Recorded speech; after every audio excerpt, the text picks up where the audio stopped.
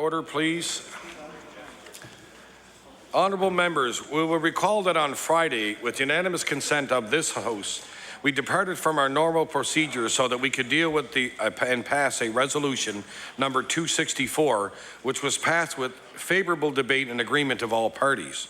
The Chief Clerk has drawn to my attention that the resolution contained 4 whereas clauses, which is one more than the 3 whereas permitted under long-standing practice of this House, unless there has been unanimous consent.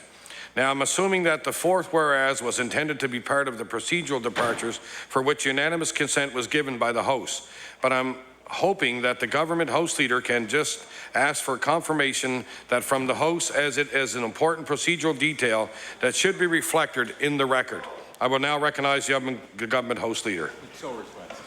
Thanks for putting me in this position, Mr. Speaker, but I suppose I put myself in it. Mr. Speaker, that was the intention, and I hope that we can receive unanimous consent from the members throughout the House that that 4th clause is agreeable to all. Thank you. Is it agreed? Motion is carried.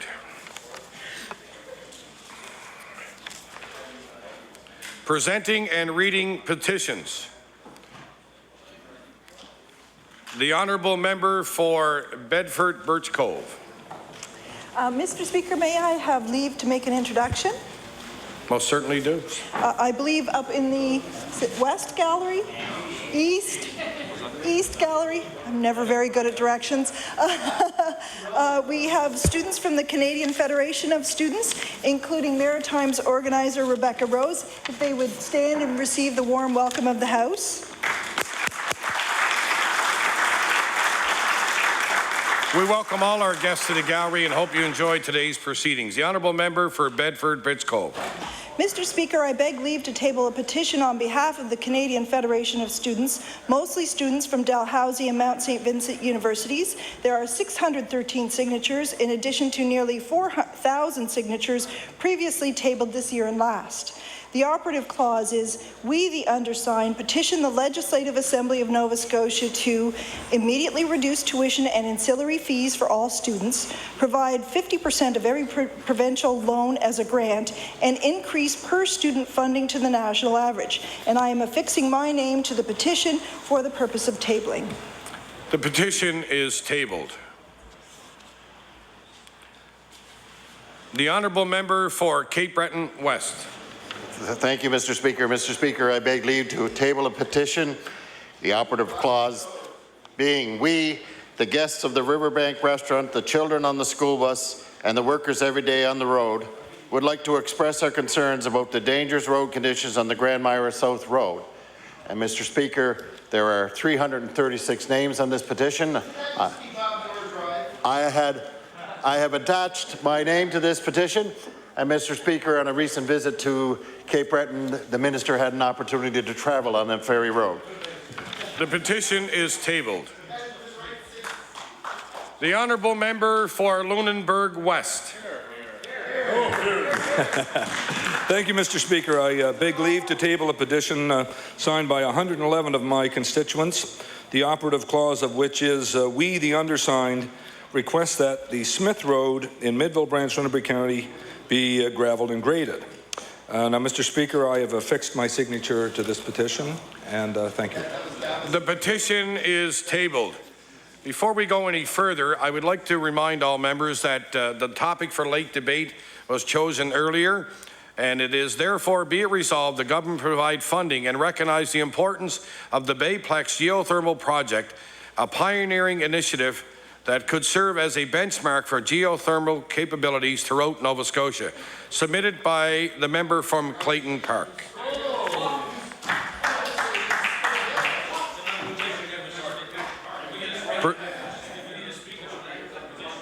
The Honourable Member for Cumberland North. Thank you, Mr. Speaker. Beg leave to table a petition from the residents of the Napan community on Smith Road. The operative clause regarding the reduction of the speed limit to improve the lighting and to address flooding issues on Smith Road in Napan in Cumberland County. There are 33 signatures on this petition, and I fixed my own signature to that as well. The petition is tabled. Presenting reports of committees. Tabling reports, regulations, and other papers. Statements by ministers. Government notices of motion. Honourable the Premier. Thank you very much, Mr. Speaker. I hereby give notice that on a future day, I shall move the adoption of the following resolution. Whereas David George Hamilton, a proud fisherman, faithful son, brother, father, and partner who resided in Harbourville, Kings County, passed suddenly on Saturday, April 9th, claimed by the sea. And whereas Mr. Hamilton received a certificate of bravery from then Premier Ham of Nova Scotia for his brave and courageous actions which saved a woman from the clutches of the Bay of Fundy tide. And whereas Mr. Hamilton later received the Medal of Bravery from then Governor General Michael Jean. Therefore, be it resolved that this House recognize the passing of this brave and beloved Nova Scotian and send condolences to his family and friends grieving his loss. Mr. Speaker, I would request waiver of notice and passage without debate. There has been a request for waiver. Is it agreed? Agreed. All those in favour say aye. Aye. All those against say nay. Motion is carried. The Honourable Minister of African Nova Scotia Affairs. Thank you, Mr. Speaker. I hereby give notice that on a future day I should move the adoption of the following resolution. Whereas Shauna Hoyt of Halifax is a social worker and practicing lawyer at the Dalhousie Legal Aid Clinic who has worked tirelessly on behalf of her clients, and whereas Ms. Hoyt has served with numerous community organizations for more than 30 years and received several awards for her passionate pursuit of racial equality, inclusion, and adequate services for marginalized youth and families. And whereas Ms. Hoyt was recently named Queen's Counsel, becoming just the second African Nova Scotian woman to receive this prestigious designation for demonstration of professional integrity, good character, and outstanding contribution to the practice of law. Therefore, be it resolved that all members of this House commend Shauna Hoyt for her outstanding service to Nova Scotia and urge others in our communities to follow her shining example. Mr. Speaker, I request waiver of notice and passage without debate. There has been a request for waiver. Is it agreed? All those in favour say aye. All those against say nay. Motion is carried. The Honourable Minister of Education. Thank you very much, Mr. Speaker. I hereby give notice that on a future day I shall move the adoption of the following resolution.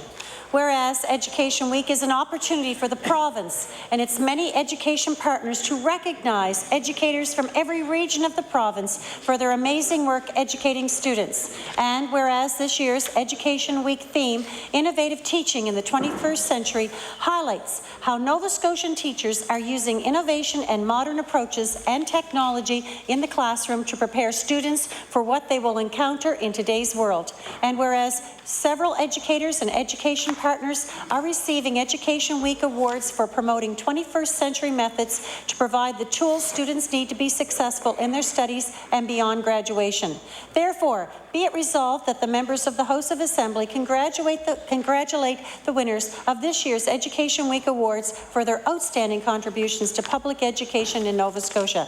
Mr. Speaker, I request waiver of notice and passage without debate. There has been a request for waiver. Is it agreed? All those in favour say aye. All those against say nay. Motion is carried. The Honourable Minister of the Environment. Thank you, Mr. Speaker. Mr. Speaker, I hereby give notice on a future day I shall move the adoption of the following resolution. Whereas Nova Scotia Environmental Network presented the Eco Hero Awards on March the 4th, and whereas the Nicholson Lifetime Achievement Award was presented to Stephen Holbolt of the Annapolis Valley, and whereas Mr. Holbolt retired in January as Executive Director of the Clean Annapolis River Project after 20 years of educating area residents about the importance of their water systems. Therefore, be it resolved that this House thanks Mr. Stephen Holbolt for his dedication and passion to the Annapolis River and our environment, congratulating him on his Lifetime Achievement Award and wishes him every happiness in his retirement. Mr. Speaker, request waiver of notice and passage without debate. There has been a request for waiver. Is it agreed? All those in favour say aye. All those against say nay. The motion is carried. Introduction of bills. The Honourable Member for Victoria the Lakes. Thank you, Mr. Speaker. Mr. Speaker, with your permission, if I might do an introduction before I introduce the bill. Most certainly. Thank you, Mr. Speaker. Mr. Speaker, today in the West Gallery, 6 grandparents have travelled from Colchester County to observe the proceedings of the House. So I would ask John Stone, Howard and Pauline Glenn, Faye Rood, and Faith and Tony Hindley to please rise and accept the warm welcome of the House.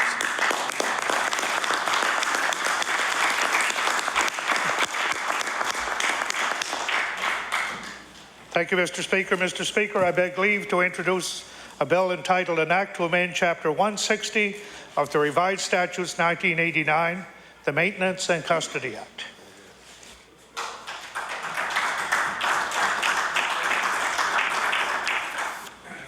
The Honourable Member for Victoria Lakes begs leave to introduce a bill entitled An Act to Amend Chapter 160 of the Revised Statutes 1989, the Maintenance and Custody Act.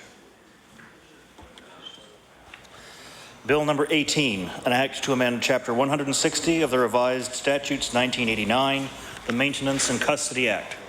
Order the bill be read a second time on a future day. The Honourable Minister of African Nova Scotia Affairs. Thank you, Mr. Speaker. Mr. Speaker, I'd like to, before tabling my bill, I'd like to make a brief introduction. Oh, certainly. Thank you. Mr. Speaker, in the gallery opposite, I'm very, very pleased today that we have representatives here from Anchor Industries. And I would ask them, as I call out their names, if they would please rise.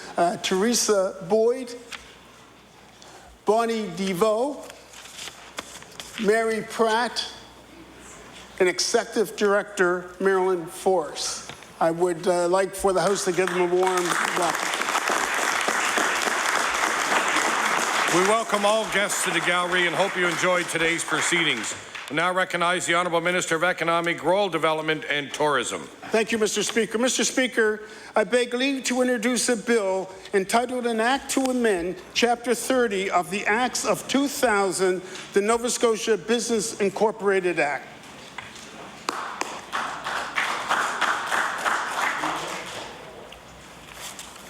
The Honourable Minister for Economic and Rural Development and Tourism begs leave to introduce a bill entitled An Act to Amend Chapter 30 of the Acts of 2000, the Nova Scotia Business Incorporated Act. Bill number 19, entitled An Act to Amend Chapter 30 of the Acts of 2000, the Nova Scotia Business Incorporated Act. Order the bill be read a second time on a future day. I will now recognize the Honourable Member for Queens. Thank you, Mr. Speaker. I beg leave to introduce a bill entitled An Act to Amend Chapter 132 of the Acts of 1948, an act to incorporate the trustees of Liverpool United Baptist Church.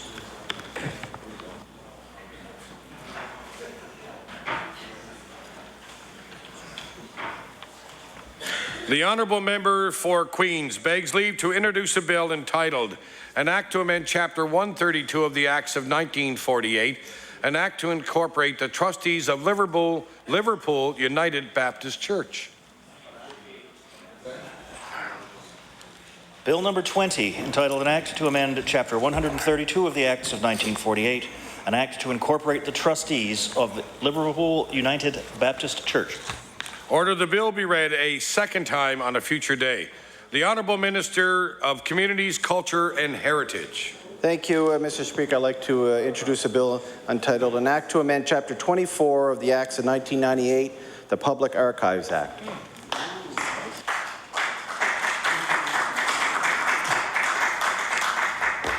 The Honourable Minister for Communities, Culture and Heritage begs leave to introduce a bill entitled An Act to Amend Chapter 24 of the Acts of 1998, the Public Archives Act. Bill number 21, entitled An Act to Amend Chapter 24 of the Acts of 1998, the Public Archives Act. Order the bill be read a second time on a future day. The honourable member for Lunenburg West. Thank you, Mr. Speaker. I beg leave to introduce a bill called An Act to Amend Chapter 59 of the Acts of 1993, an act respecting the Public Service Commission of Bridgewater.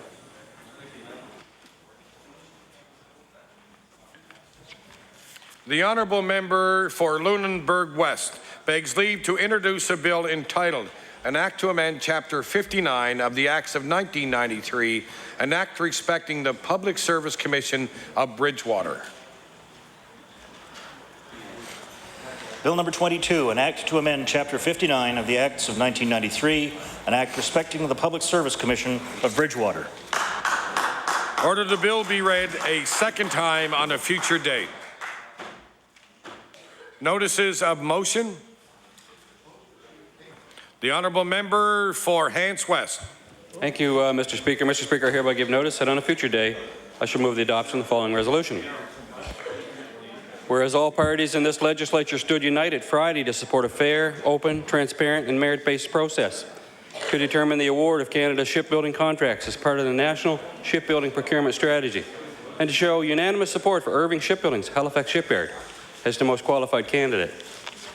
And whereas the federal Liberals recently announced in Quebec City that a Liberal government would extend the established deadlines for bidders to demonstrate solvency in order to give Levi-based Davie Shipyards an unfair opportunity to bid on a $35 million contract. And whereas Mr. Ignatieff's campaign promise puts the independent process established by the federal government at risk, therefore be it resolved that all members... Order, please. Order, please. The honourable member for Hants West has the floor. Thank you, Mr. Speaker. And whereas Mr. Ignatieff's campaign promise puts the independent process established by the federal government at risk, therefore be it resolved that all members of this House of Assembly condemn Mr. Ignatieff's intention to interfere with the fair and independent procurement process and reaffirm the commitment to the Irving Shipbuilding's Halifax Shipyards bid. Mr. Speaker, I request waiver of notice and passage There has without been a debate. request for waiver. I hear several noes. The motion is tabled.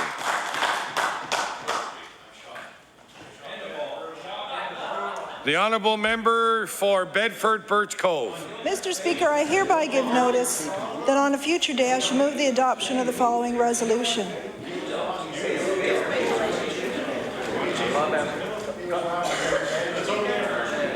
Mr. Speaker. The honourable member for Halifax Birch Cove. Mr. Speaker, I hereby give notice that on a future day I shall move the adoption of the following resolution. Whereas Joseph B. Gallagher was a fixture of Bedford since moving there in 1960, where he was deeply immersed in its business and recreation and always had a fun story and an amusing anecdote to tell you. And whereas Joe was not just a great talker, he was a great volunteer. He was a founder of Bedford Minor Hockey Association, and his work as an organizer and coach gave generations of children a chance to play the sport he loved. And whereas at his funeral last Friday, Joe was eulogized by Father Albert Cosgrove as being the kind of person whose first question was always, "How can I help you?"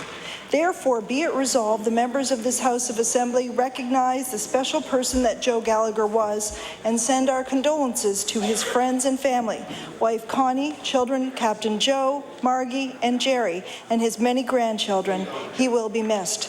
Mr. Speaker, I ask for waiver of notice and passage without debate.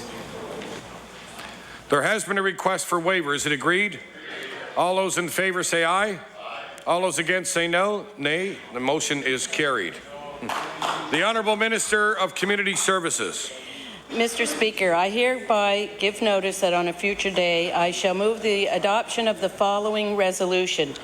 Whereas at the conclusion of the Nova Scotia Men's Dominion Curling Championship held at the Chester Curling Club, the Arthurton rink of the home club were crowned the provincial champions. And whereas the Arthurton rink consists of Andrew Arthurton, skip, Jose Texera, mate, Nathan Reed, second, and Terry Arthurton, lead, and finished the tournament with a record of 7 wins and 1 loss. And whereas in November of 2011, Team Arthurton will travel to Richmond, BC to compete in the Nationals. Therefore, be it resolved that members of this House of Assembly congratulate the Arthurton team on winning the provincial tournament and wish them all the best when they travel to British Columbia to compete in the Nationals. Mr. Speaker, I request waiver of notice and passage without debate. There has been a request for waiver. Is it agreed? All those in favour say aye. All those against say nay. Motion is carried. The honourable member for Colchester North. Thank you, Mr. Speaker. I hereby give notice on a future day I shall move the adoption of the following resolution. Whereas statistics indicate a strong relationship between low literacy skills and increased levels of crime. The higher the level of literacy, the lower the crime rate. And whereas the Adopt a Library Literacy Program is hosted by the RCMP, who work in partnership with the school to provide incentives that promote literacy among children. And whereas through the Adopt a Library program, Colchester North's Tatamagouche Elementary School students were challenged to read 5,000 books. And therefore, be it resolved that all members of the House of Assembly congratulate the students of Tatamagouche Elementary, who doubled their goal by reading 10,000 books and earned 1,000 new books for their school library and classroom. Mr. Speaker, I request waiver of notice and passage without debate. There has been a request for waiver. Is it agreed? All those in favour say aye. All those against say nay. Motion is carried. The Honourable Leader of the Progressive Conservative Party. Thank you, Mr. Speaker. I hereby give notice that on a future day I shall move the adoption of the following resolution. Whereas Ken Hickman of Oxford was among the volunteers from across the province to be recognized at this year's Provincial Volunteer Award ceremony in Halifax. And whereas Mr. Hickman is a volunteer firefighter, a Level 1 firefighter instructor, and received the Firefighter of the Year award in 2010, and who was a St. John's Ambulance First Aid instructor. And whereas Mr. Hickman is involved with the Outreach Ministry for Oxford Nazarene Church, is a Sunday school facilitator and instructor and youth counselor, as well as a youth camp counselor at Big Lake Nazarene, coaches minor baseball and ringette, and is a founding member of the Community Health Board for Spring Hill, Oxford, and Amherst Regional Health Boards. Therefore, be it resolved that all members of this House of Assembly congratulate Ken Hickman on being named a 2011 Provincial Volunteer of the Year and thank him for the countless hours and many contributions he has given to better his community and strengthen our province.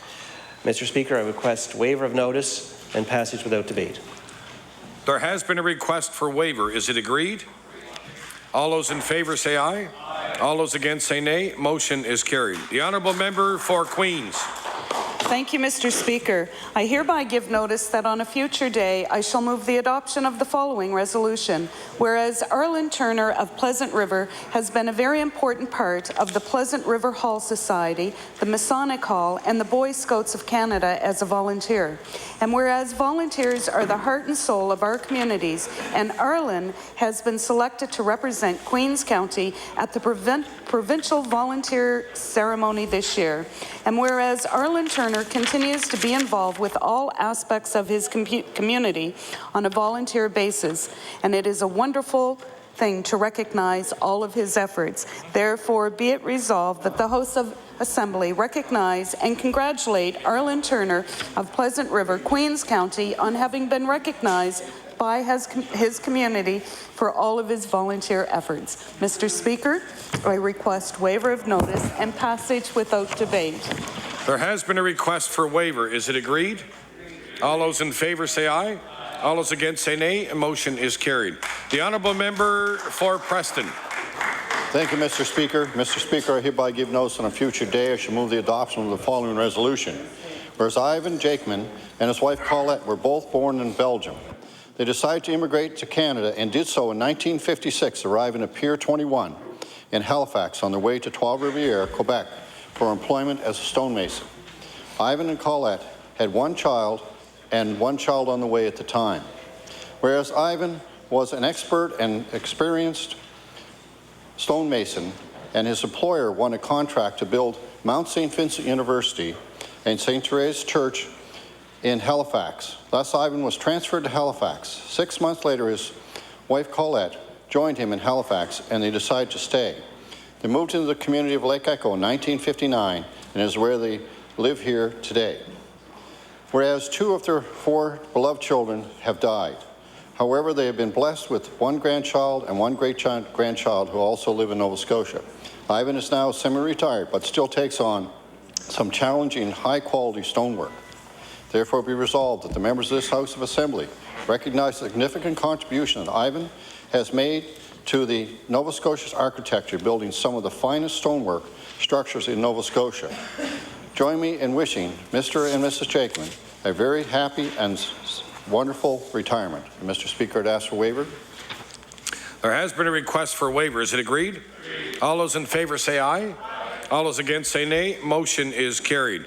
The honourable member for Victoria the Lakes.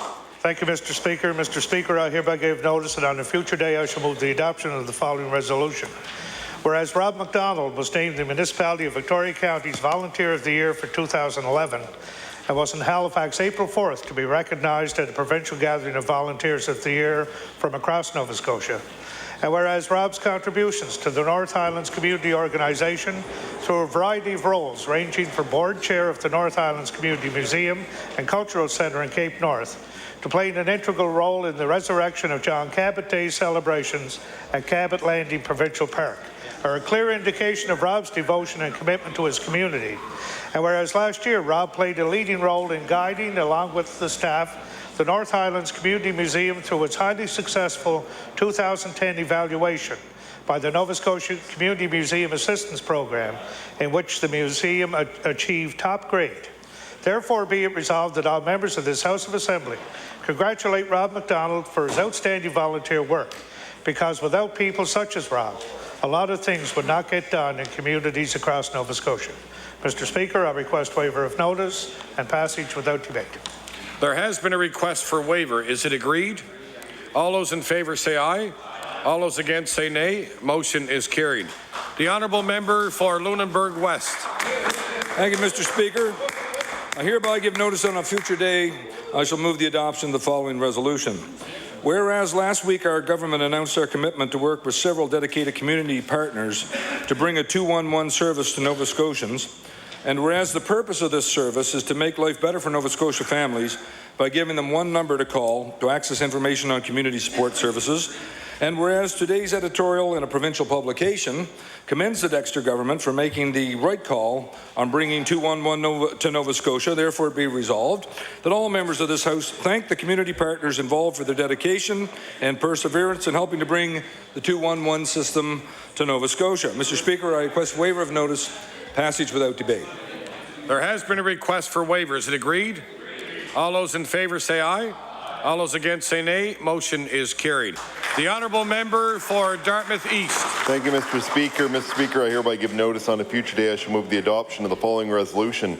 Whereas the Dartmouth Curling Club was formed in 1936 within an annex of a molasses factory in downtown Dartmouth, and whereas after years of relying on the weather to play on the natural ice of the Dartmouth Lakes, the Curling Club moved to its current home on Canal Street in 1944. And whereas the Dartmouth Curling Club celebrated their 75th anniversary with Olympic gold medalist Russ Howard on February 12th, therefore be it resolved that members of the House of Assembly join me in congratulating the Dartmouth Curling Club on their 75th anniversary and wish them every future success for at least 75 more years. Mr. Speaker, I ask for waiver of notice and passage without debate. There has been a request for waiver. Is it agreed? All those in favour say aye. All those against say nay. Motion is carried. The honourable member for Argyle. Thank you very much. Monsieur le Président, à une date ultérieure, je demande l'adoption de la résolution suivante. Attendu que la semaine de l'éducation se déroule du 10 au 16 avril et lors d'une cérémonie qui s'est tenue à Halifax le lundi 11 avril, 3 enseignants ont été honorés pour leur contribution dans leurs écoles. Et attendu que Daphne Saunier, enseignante depuis 15 ans, est passionnée de la lecture et de la littératie, elle est présentement enseignante titulaire de la 4e année à École Belleville et occupe le poste de mentor en littératie. Attendu que Mme Saunier s'assure d'une bonne communication avec les parents et les élèves, elle est aussi coprésidente du projet d'amélioration de l'école Belleville et joue un rôle important dans le bon fonctionnement de la bibliothèque. Par conséquent, qu'il soit résolu que tous les membres de cette Assemblée se joignent à moi pour féliciter Daphne Saunier recevant la distinction de l'enseignant de l'année et la remercier pour son dévouement à ses élèves, son école et lui souhaite grand succès dans sa carrière. Monsieur le Président, je demande l'adoption de cette résolution sans préavis et sans débat. Mr. Speaker, I hereby give notice on a future day to move the adoption of the following resolution. Whereas Education Week for 2011 runs from April 10th to 16th, and in a ceremony in Halifax on Monday, 3 teachers of the CSAP, including Daphne Saunier, were honored for their outstanding involvement in their schools. And whereas Daphne Saunier, a teacher for 15 years, is currently a grade 4 teacher and literacy coach at École Belleville and is passionate about reading and literacy. And whereas Mrs. Saunier ensures good communication with parents and students, is co-chair of the Improvement Project at École Belleville, and plays an important role in the functioning of the school library. Therefore, be it resolved that all members of this House of Assembly join me in congratulating Daphne Saunier on receiving the distinction of Teacher of the Year for 2011, and thank her for her unwavering dedication to her students, her school, and wish her continued success in her career. Mr. Speaker, I request waiver of notice and passage without debate. There has been a request for waiver. Is it agreed? All those in favour say aye. All those against say nay. Motion is carried. The honourable member for Lunenburg. Thank you, Mr. Speaker. I hereby give notice that on a future day I shall move the adoption of the following resolution. Whereas African nations struggling with the fight against diseases such as HIV, AIDS, and malaria experience a shortage of adequate laboratory facilities to provide necessary laboratory results and often lack a knowledge and skill required to perform necessary testing. And whereas Felton South resident Sheila Woodcock, who has extensive background in administration, education, and professional regulation involving hospital laboratories, formed her own consulting company, QSE Consulting, to assess how labs in African nations are functioning. And whereas Ms. Woodcock, who has traveled numerous times to Africa, in such nations as Mali and Tanzania in 2007, does the initial assessment of the lab's performance and performs follow-up visits to determine progress with the aim of having laboratories ideally meet international standards. Therefore, be it resolved that this House of Assembly recognizes Sheila Woodcock of Felton South and QSE Consulting for her commitment to improving laboratory standards in Mali and Tanzania, resulting in better health care. Mr. Speaker, I request a waiver of notice and passage without debate. There has been a request for waiver. Is it agreed? All those in favour say aye. All those against say nay. Motion is carried. The honourable member for Yarmouth. Thank you, Mr. Speaker. I hereby give notice that on a future day I shall move the adoption of the following resolution. Whereas a recent report highlights the fact that Nova Scotia's home builders industry is the second largest job creator in the province, directly and indirectly employing over 27,000 people. Whereas the report also found that residential construction directly and indirectly generated $1.5 billion in provincial gross domestic product, generating millions of dollars in tax revenue for the province. And whereas despite these incredible achievements, the CEO of the Nova Scotia Home Builders Association, Paul Petitpas, remains humble and charming as always, being quoted by the Chronicle Herald saying, "We knew we were big, but not that big." Therefore, be it resolved that all members of the House of Assembly congratulate Paul Petitpas, the Home Builders Association, and the home builders across the province for their success, thank them for their real and meaningful contributions to the economy of Nova Scotia, and support their work and industry with thoughtful and productive legislation. Mr. Speaker, I ask for waiver of notice and passage without debate. There has been a request for waiver. Is it agreed? All those in favour say aye. All those against say nay. The motion is carried. The honourable member for Cape Breton West. Thank you, Mr. Speaker. Mr. Speaker, I hereby give notice that on a future date I shall move the adoption of the following resolution. Whereas Stephen Horrell of River Ryan was a talented forward on the Truro Bearcats, and whereas Stephen was selected as the Maritimes Junior Hockey League's Player of the Year in early March, and whereas Stephen is known as a hard-working two-way forward who notched 23 goals and 53 points in 42 games this season while only turning in 14 penalty minutes. Therefore, be resolved that all members of this House of Assembly congratulate Stephen Horrell on his selection as the Maritime Junior Hockey League's Player of the Year and wish him every success in his future. And Mr. Speaker, I would ask for a waiver of notice and passage without debate. There has been a request for waiver. Is it agreed? All those in favour say aye. All those against say nay. Motion is carried. The honourable member for Digby Annapolis. Thank you, Mr. Speaker. Mr. Speaker, I hereby give notice that on a future day I shall move the adoption of the following resolution. No. Whereas the latest international wine competition was held this past March in Finger Lakes, New York, and whereas Annapolis Highland Vineyards of Bear River East brought home 4 medals to add to their already growing collection, and whereas the competition saw a record-breaking amount of entries this year, so therefore be it resolved, the House of Assembly congratulate the Annapolis Highland Vineyards for their award-winning wines and continued success. Mr. Speaker, I ask for waiver of notice, passage without debate. There has been a request for waiver. Is it agreed? All those in favour say aye. All those against say nay. Motion is carried. The honourable member for Hants West.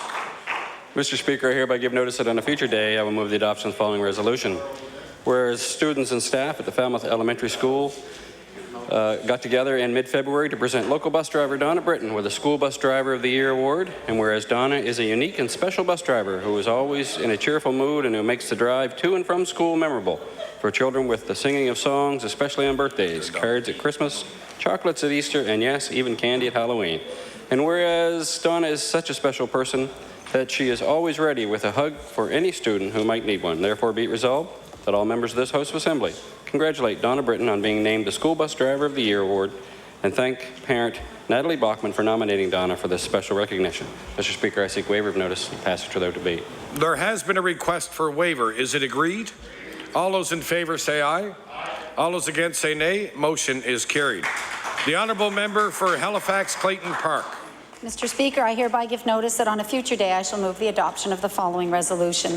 Whereas on February 15, 2011, Dalhousie University hosted A Knight's Tale, Lessons Learned from an Unintended Career in Business, with esteemed alumnus Sir Graham Day, who is a law school graduate, former professor and former chancellor of Dalhousie University. And whereas the evening celebrated Sir Graham's lifetime legacy and achievements in the business world and commemorated the establishment of a new $1 million scholarship fund for the School of Business, established in his name by friends and colleagues. And whereas Sir Graham has directed the scholarships be awarded to students doing coursework or work terms in the areas of family business, transportation, or business government relations. Therefore, be it resolved that members of the House of Assembly join me in commending an outstanding Nova Scotian and inspiring teacher, Sir Graham Day, on the establishment of this generous scholarship fund at Dalhousie University and applaud his enduring commitment to supporting students. Mr. Speaker, I ask for waiver of notice and passage without debate. There has been a request for waiver. Is it agreed? All those in favour say aye. All those against say nay. Motion is carried. The honourable member for Victoria the Lakes. Mr. Speaker, I hereby give notice that on a future date I shall move the adoption of the following resolution. Whereas the Northside Victoria Community Business Development Corporation has commissioned a study on the feasibility of a marshalling yard to handle Marine Atlantic's commercial traffic, and whereas this study will expand upon the economic growth potential for Cape Breton, and whereas the acquisition of the Blue Petite and the Highlander to complement the Atlantic Vision will not only grow commercial capacity, but will grow tourism-related business, and these investments by the federal government, along with other initiatives, including a new terminal, skywalk, secure, safe site, will help secure economic growth in this region. Therefore, be it resolved that all members of this House of Assembly recognize the impact of the federal government and the Northside Community Business Development Corporation in increasing sustainable infrastructure and economic growth in the region. Mr. Speaker, I request waiver of notice and passage without debate. There has been a request for waiver. Is it agreed? All those in favour say aye. All those against say nay. The motion is carried. The honourable member for Dartmouth East. Thank you, Mr. Speaker. Mr. Speaker, I hereby give notice on a future day I shall move the adoption of the following resolution. Whereas Symphony Nova Scotia's Adopt a Musician program exists to partner professional musicians with young students collaborating to develop original scores and musical compositions. And whereas this music education program completed its 8th year with a successful concert entitled We Are the Stars at the Rebecca Cohen Auditorium in Halifax on Saturday, April 10th, 2011. And whereas students from 4 schools participated in this year's concert, including Mount Edward Elementary School in Dartmouth. Therefore, be it resolved that all members of the House of Assembly congratulate the music students of Mount Edward Elementary on their successful concert and their hard work with Symphony Nova Scotia, and wish each of them well in their future artistic endeavours. Mr. Speaker, I ask for waiver of notice and passage without debate. There has been a request for waiver. Is it agreed? All those in favour say aye. All those against say nay. Motion is carried. The honourable member for Cape Breton West. Thank you, Mr. Speaker. Mr. Speaker, I hereby give notice that on a future date I shall move the adoption of the following resolution. Whereas the Eskasoni Winter Carnival is an important part of the community's cultural events and was held this year from February 18th to the 21st, and whereas this festival raises significant funds for the Holy Family Parish, and whereas the Eskasoni Winter Carnival also helps build the poise and confidence of the young women who participate in the Carnival's Princess Pageant. Therefore, be it resolved that all members of this House of Assembly congratulate the organizers of this year's successful Winter Carnival and recognize the achievement of Joanne Joe for being named the Queen of the Eskasoni Princess Pageant for 2011, and congratulate Joanne as well as her court. And Mr. Speaker, I would ask for waiver of notice and passage without debate. There has been a request for waiver. Is it agreed? All those in favour say aye.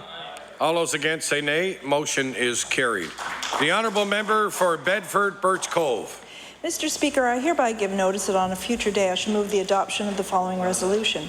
Whereas Marie Harding is coordinator of recruitment and professional programs for the Atlantic Region law firm McGuinness Cooper, and whereas Ms. Harding introduced associate lawyer evaluations online, developed a recruitment website, and produced a video for the recruitment of law students, making McGuinness Cooper the first law firm in the country to use online recruitment for law students, and whereas Ms. Harding received the new Human Resources Leader Award at the Atlantic Canada Human Resources Awards, therefore be it resolved that the members of this House congratulate Marie Harding on the initiative and inventiveness that brought recognition to both her and to her firm, and wish her well in her future endeavours. Mr. Speaker, I ask for waiver of notice and passage without debate.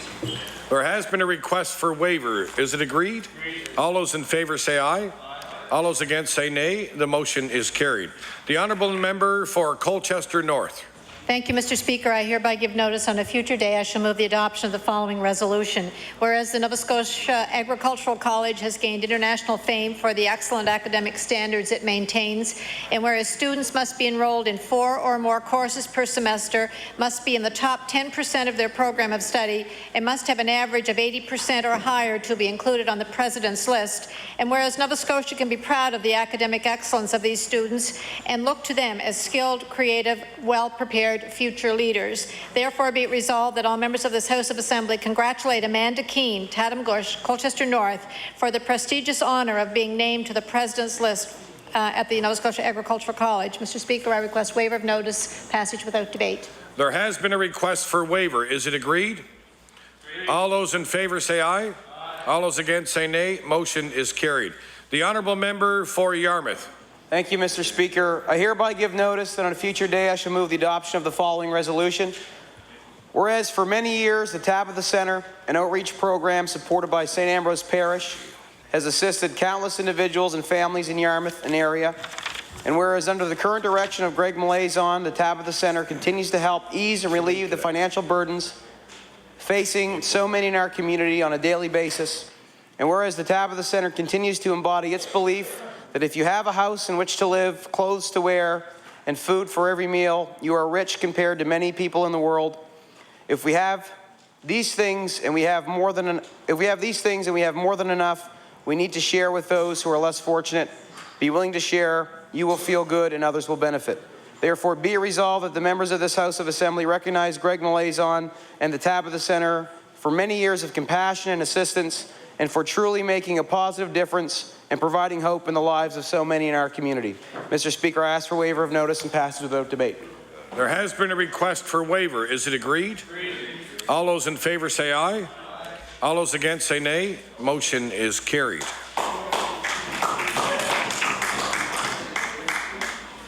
Orders of the day, oral questions put by members, and before we do that, I would like to remind our members that the use of Blackberries, laptops, and any other electrical devices will not be permitted during question period, so they are to remain off during that time. The time is 1:53. 12:53. We'll finish at 1:53. The Honourable Leader of the Official Opposition. Thank you, Mr. Speaker.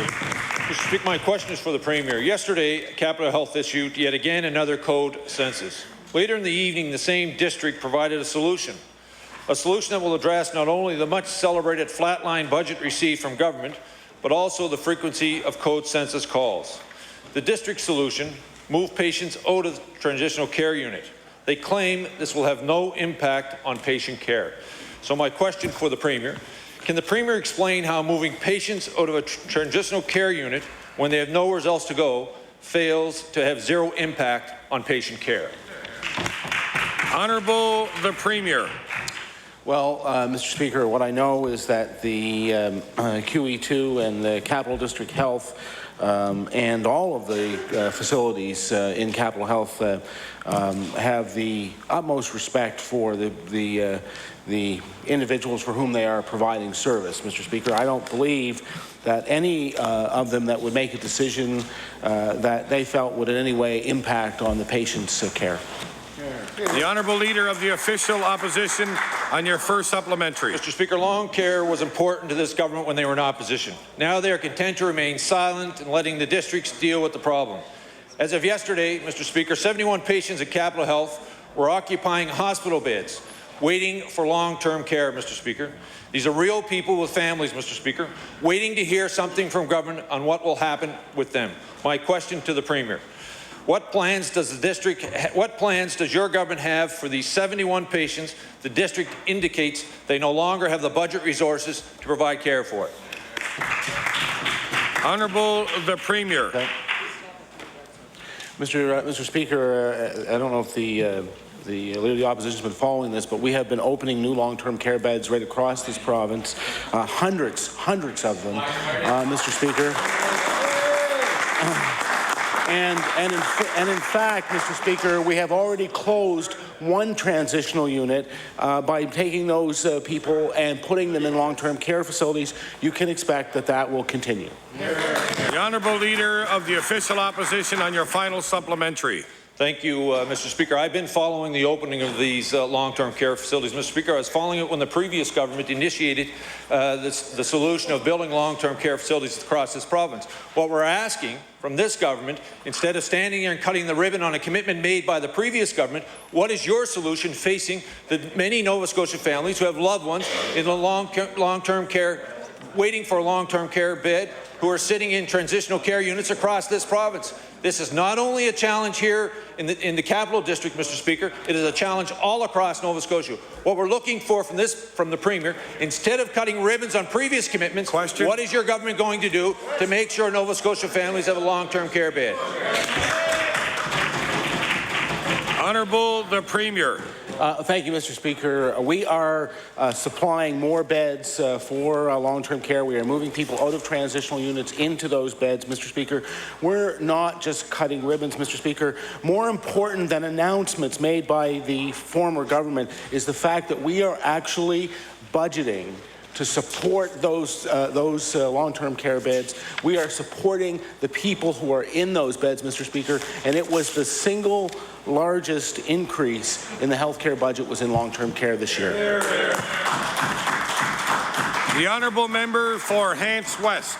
Thank you, Mr. Speaker. Mr. Speaker, I'm sure many Nova Scotians, particularly those who work at the Halifax shipyard, were shocked to read this morning that the federal Liberal leader intends to interfere with the procurement process for work on the national shipbuilding procurement strategy to give Davie Shipyard a chance to bid on this massive contract. Mr. Ignatius' plan is one that could push the Halifax shipyard out of contention, and that smacks of political opportunism at its most crass. Mr. Speaker, my question through you is to the Premier. Would the government be in favour of a move to change the deadline already established? And does the Premier believe such a move would be consistent with a fair and open bidding process? Honourable the Premier. Well, Mr. Speaker, I want to thank the member opposite for the question. Obviously, like many Nova Scotians, Mr. Speaker, I was very shocked to read the comments of the Liberal leader. I think, as is usually the case in these things, people have two opinions. They have their knee-jerk reaction to it, and then they have a considered opinion. And I would hope that the considered opinion of Mr. Ignatieff would be to support the fair and open procurement process that is currently underway. Certainly, I support it, and I would hope, and I know that my colleagues in the other provinces here support it. and I hope that he would, in considering his opinion, understand the value of the existing rules. The honourable member from Hants West on your first supplementary. Mr. Speaker, 5 shipyards from across the country entered in this bidding process for a $35 billion contract, believing that the awarding of the contract would be managed through an independent process, free of political interference and overseen by a fairness monitor. My question through you to the Premier: what would the effect of this change be on the Halifax shipyard and its chance of success? Honourable the Premier. Well, Mr. Speaker, as I've said before, we make the best ships in the world right here in Nova Scotia. We're not afraid of competition. We're not afraid to put the skills and the product of our shipyards up against anyone. But we expect that the rules of the procurement process will be well known in advance to all of the bidders, that when they are set out by the federal government, they will adhere to that process, that it will be independent and free, frankly, of political interference. We believe, of course, the procurement process should proceed as it was set out, and we continue to support that process. The honourable member for Hants West on his final supplementary. Thank you, Mr. Speaker. Mr. Speaker, I'm relieved to hear that the Premier shares the outrage members of our caucus and hardworking shipbuilders feel today. My final supplementary through you to the Premier. Does the Premier intend to convey the government's strong disagreement to the Liberal leader, Mr. Ignatieff? Honourable the Premier.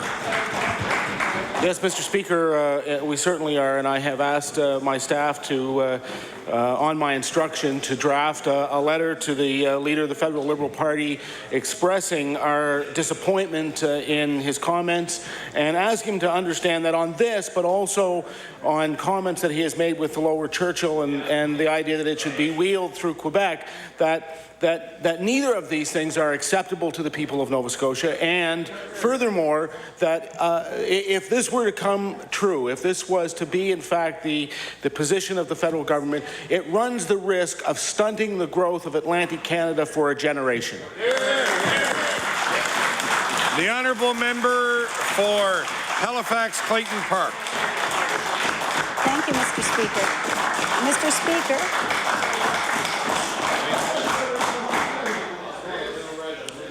Mr. Speaker, my question is for the Minister of Health and Wellness. Today, we are beginning to see the true impact that a flatline budget will have on the operations of Capital Health. Everything is being laid on the table, including moving nursing home patients out of the transitional care unit in the hospital when clearly they have nowhere else to go. My question to the Minister is, how does the Minister plan to respond to a recommendation of closing beds for the 71 elderly patients waiting for a nursing home space? The Honourable Minister of Health and Wellness. Thank you very much, Mr. Speaker. Well, Mr. Speaker, the first thing the Minister of Health is intending to do is to actually get the report from Capital Health. They have until, I believe, the end of the week to file their business plan with our department, and until that time, I have not seen the business plan, and in fact have very little to say about it until I read it. Thank you, Mr. Speaker. The honourable member for Halifax Clayton Park on your first supplementary. Thank you, Mr. Speaker. And Mr. Speaker, in the beginning of this session, we tabled a bill asking that be tabled at the same time as the financial estimates, and I think it is time that we had access to that. Continue on. In November, Mr. Speaker, the Department of Health revealed that nursing homes were not operating at peak capacity. Occupancy rates on nursing home beds were down, while the number of patients in hospitals awaiting transfer was going up. The department responded at that time to the issue by bringing in an industrial engineer to streamline the way it admits seniors to nursing home beds. My question to the minister is, can the minister please indicate what was ultimately recommended by the industrial engineer to address this challenge? The Honourable Minister of Health and Wellness. Thank you very much, Mr. Speaker. Mr. Speaker, there are a number of areas where patients come into the Capital District Health Authority and end up occupying beds in acute care facilities, and we need to look at how to move those folks into more appropriate settings. Seniors waiting for long-term care are one group, and we've been opening new beds, and we've been assessing how we can move people in a more efficient and effective manner. For example, having people assessed on weekends, which didn't happen before, but in fact can happen, and people can be moved through at that time. We also need to look at people with mental health disorders who end up in hospital and have no place to go in terms of discharge into the community or an intermediate setting. And we also need to look at other groups in rehab, for example, people with disabilities and head injuries. And all of that work is being done in the department in a very active way in cooperation with our DHAs, Mr. Speaker. The honourable member for Halifax Clayton Park on your final supplementary. Thank you, Mr. Speaker. And Mr. Speaker, my question was specifically about the industrial engineer that was hired. It was announced in November 2010 that he was being hired by the Department of Health, by the Executive Director of the Continuing Care Branch for the Department of Health, and that those recommendations were going to help to streamline the placement of seniors waiting for nursing home beds who are currently in hospitals. And I believe the House has a right to see what the recommendations were and would like to know. And my final question to the Minister is, will you table the results and the recommendations that came from that industrial engineer? Thank you. The Honourable Minister of Health and Wellness. Thank you very much, Mr. Speaker. Mr. Speaker, when I've had an opportunity to thoroughly review the report, I will give consideration to providing it to the honourable member. The Honourable Leader of the Official Opposition. Thank you, Mr. Speaker. My question is for the Premier, and I quote, "It's been elevated by many in the community and those outside the community as a plague that is tearing families apart, and the government response has been muted. There doesn't seem to be any clear indication from government that they are willing to provide the resources that are required in order to deal with it." End of quote. Mr. Speaker, those were the words of the NDP leader, now Premier, in an interview conducted with the Cape Breton Post in 2004, and I will table that, Mr. Speaker. He was speaking specifically about the challenges associated with prescription drug addiction. So my question to the Premier, why has the Premier chosen to be silent on the issue of prescription drug plague in 2011, when clearly it was so important to him in 2004? Honourable the Premier.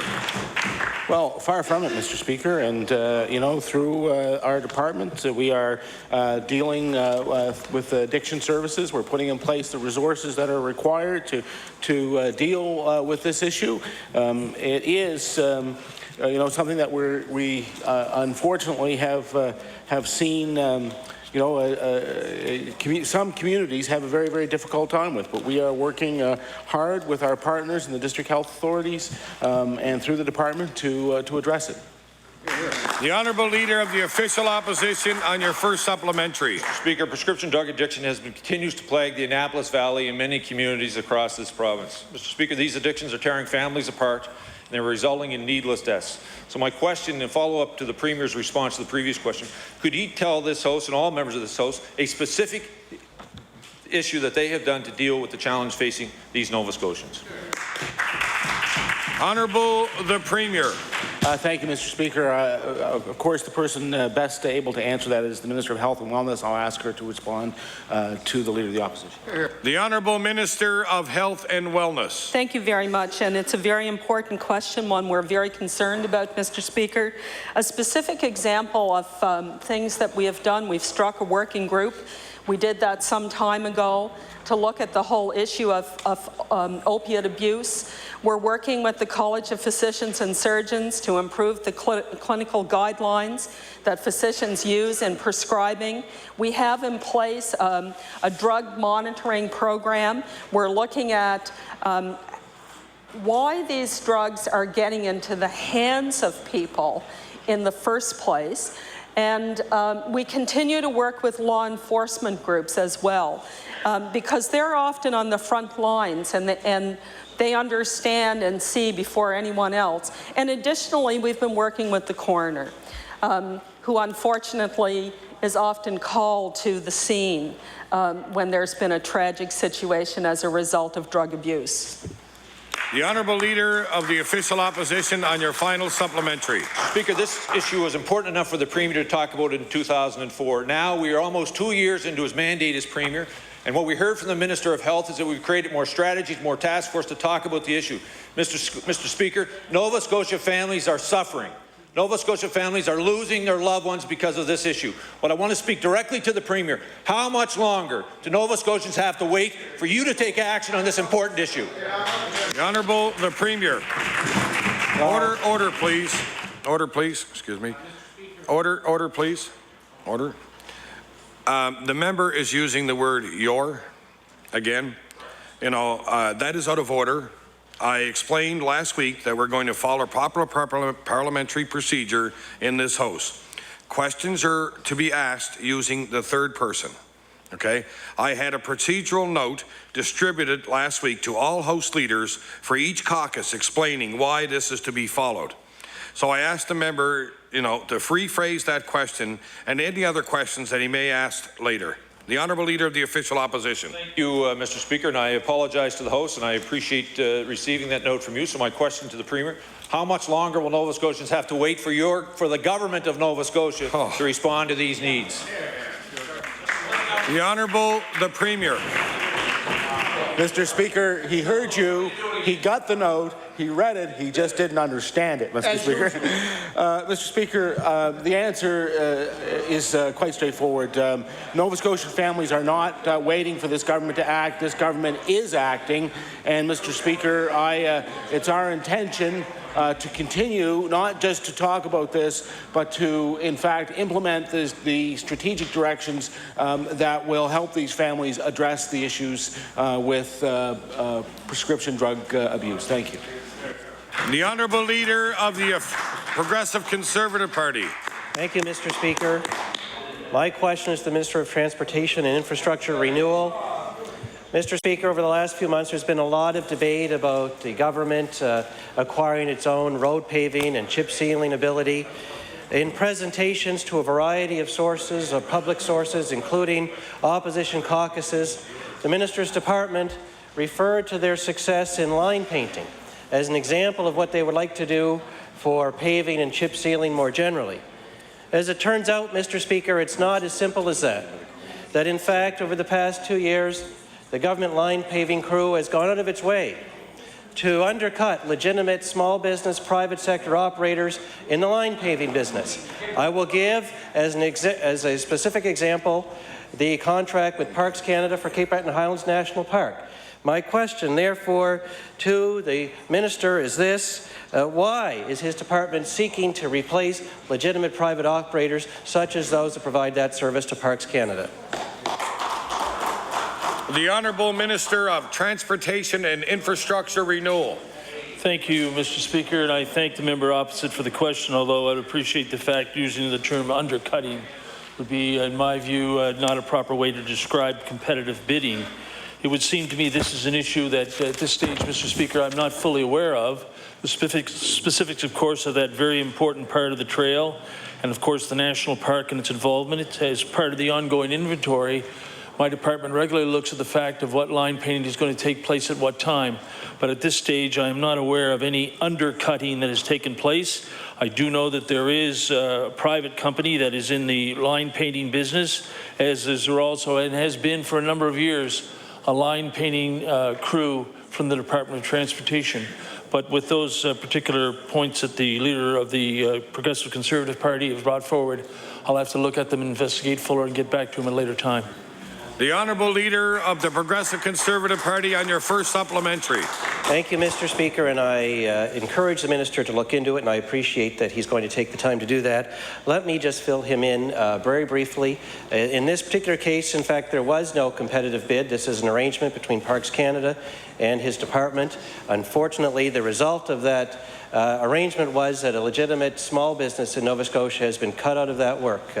And that's why I use the phrase undercutting, because no competitive bid was sought. They were just dropped as a result of the arrangement between his department and between Parks Canada. And so my question is this. through you, Mr. Speaker, how can private operators like those in the line painting business compete when there is no competitive process and when the Minister's Department deals directly with legitimate customers like Parks Canada? The Honourable Minister of Transportation and Infrastructure Renewal. Thank you, Mr. Speaker, and I thank the member opposite for the question. Mr. Speaker, I'm not aware of any quote-unquote arrangement between the National Park and the line painting crew with the TIR. It is, after all, important that we understand the fact, whether we're talking about the road builders in this province or a private line painting company, that competition is welcomed, and that under these particular circumstances, as I've said earlier to the leader of the Progressive Conservative Party, I'll have to look at the issue and I'll have to discuss it with him further. It would seem to me that this is a particular example of some cherry picking, if that's appropriate. If this would be an issue that the MLA from Inverness had brought to my attention, he would have done it in the way that I would have had the answers for him in this House. I find it unfortunate that at this particular time I'm discussing something that, as the Minister, I'm not aware of any arrangement, and I'm certainly not aware of any undercutting. The Honourable Leader of the Progressive Conservative Party, on your final supplementary. Thank you, Mr. Speaker. We try very hard on this side of the House when we're asking a question to provide examples so that the Minister can go and check. That hardly is cherry picking. In fact, it's supporting the premise of the question. To that end, I just want to provide the Minister with a little more information. Fact of the matter is, Parks Canada billed his department $47,000 for line painting work in 2010, in the summer of 2010. Best estimates of industry is that the cost to provide that work would be in the range of $63,000 to $75,000 a year, in excess of what they were actually billed.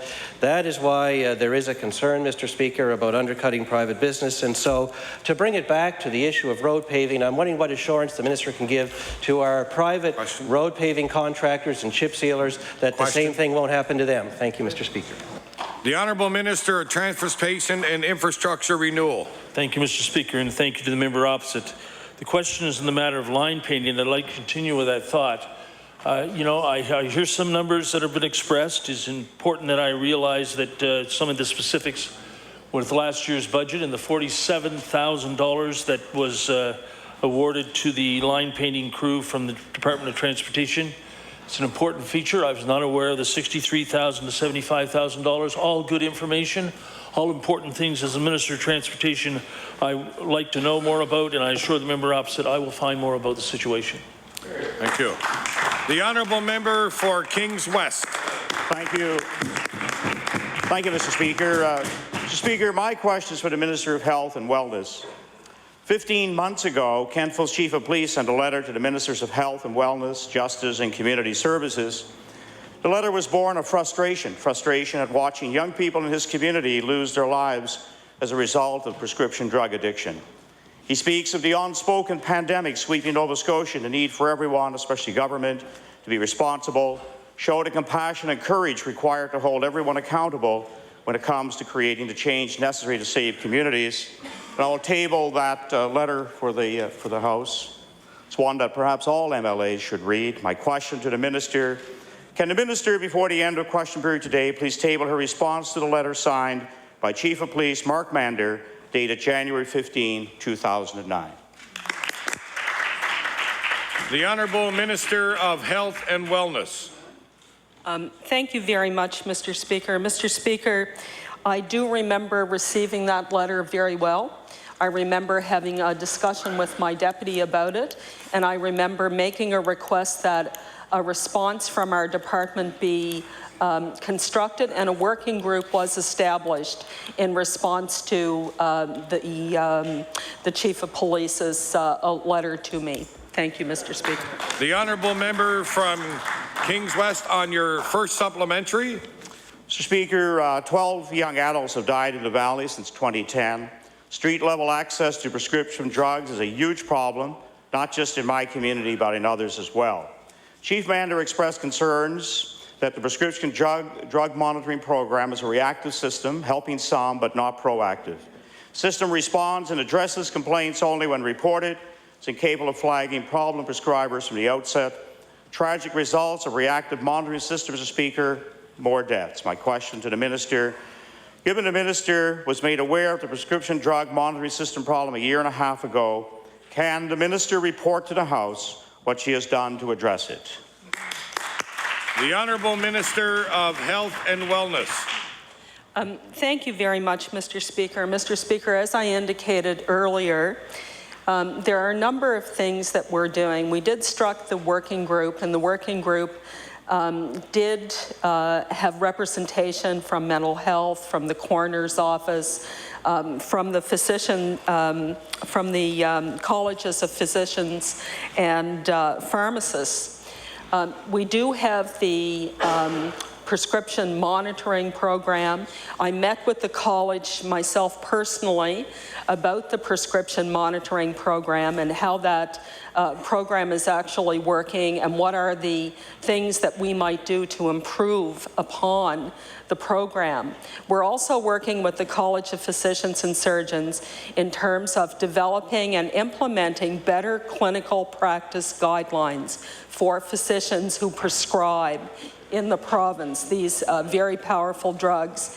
And additionally, we are working on the whole aspect of treatment for people who become addicted to these very powerful drugs and the need for better treatment programs. So there are two elements we need to deal with: the access to these powerful drugs and then treatment for people who should become addicted to them. Thank you, Mr. Speaker. The Honourable Member for Kings West on your final supplementary. Thank you, Mr. Speaker, and I appreciate that the minister is taking the issue very, very serious. I know it's complex, but in some ways the problem is now, it's urgent, and it's not at all, is not fully comforting response for the families who have buried their loved ones as a result of a prescription drug overdose. The challenge exists now, today.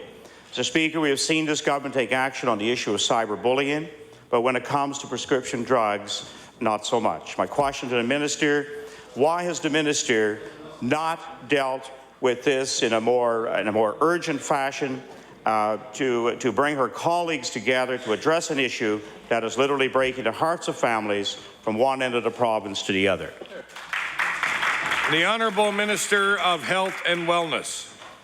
Thank you very much, Mr. Speaker. Well, I don't know what miracles that minister or that member thinks can be performed with respect to such a difficult subject as this. And I want to say, as someone who worked for many years as a social worker and who has lost to this tragic situation young people that I worked with as a social worker, I take this matter extraordinarily seriously, which is why we are doing the things we're doing, which is why we're working with the coroner's office, which is why we're working with the College of Physicians and Surgeons, which is why we're looking at prescribing patterns, which is why we're looking at the need for better treatment.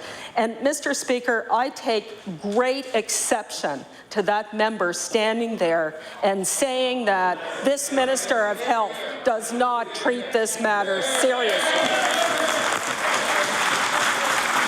The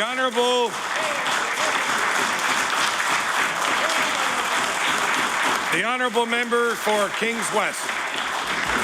Well, thank you very much, Mr. Speaker, and obviously she missed my opening remarks where I said she took the problem serious. However, there is an urgent need today. People will leave detox in the Middleton Hospital today without follow-up, without support, and without the kind of helps they need. Mr. Speaker, my question is for the Minister of Health and Wellness. Mr. Speaker, today joining us in the gallery is Amy Graves. In the last month, she has lost her brother, the victim of the drug Dilaudid in combination with alcohol. She is not alone in her loss. She has participated in protests to ensure other families not have to suffer the loss that she has endured. Amy's brother Josh, 21, was bright, he had a job, he had a car, he was beginning to plan his future.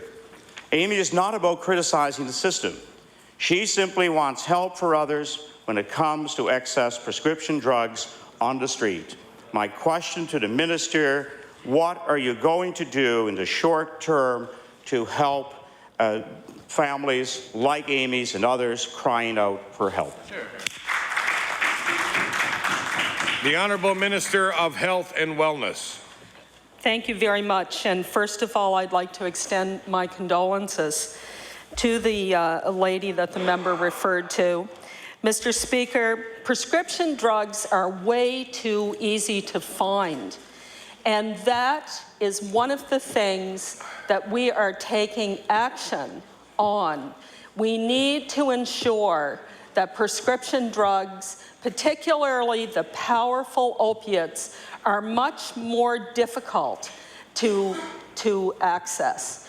And Mr. Speaker, for people who become addicted to prescription drugs, we need to ensure that they have ready access to treatment. And those are the two-pronged approaches that we are actively pursuing in the Department of Health.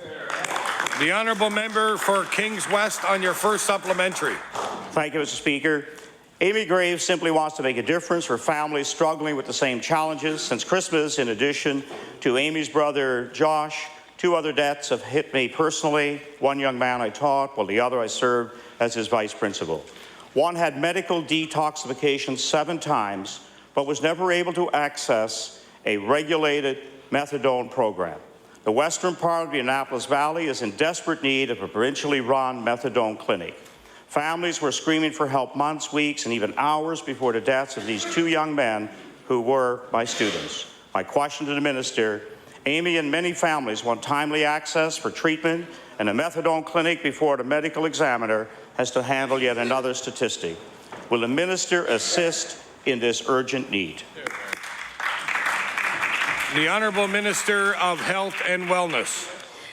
Thank you very much, Mr. Speaker. Mr. Speaker, I know firsthand of the positive impact that access to methadone can have for residents of our province. Direction 180 and is in my constituency and was the first methadone clinic in the province, and I've always been very supportive of that particular clinic. It's not the only way to deliver methadone, as we know. It can also be delivered through the offices of family physicians, and I believe that pharmacists are doing it in parts of the province as well.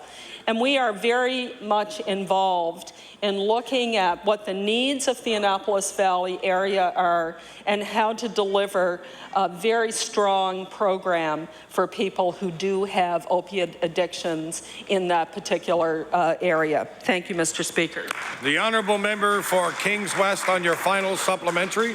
Thank you, Mr. Speaker. Mr. Speaker, my community and several others throughout the Valley will not let this issue falter until solutions are found and implemented. This has been a very difficult day for Amy to come here and for her family, but it is the role of all legislators to join her in creating a better outcome through education, timely treatment programs, 24-hour access to follow-up needs, which includes a provincially run methadone clinic. My question to the minister, and this is a recommendation of Chief Mander, who is more than prepared to assist, but will you immediately bring medical, pharmaceutical, law enforcement, community leaders to the table at the same time to bring action to this prescription drug problem and to help on the front line?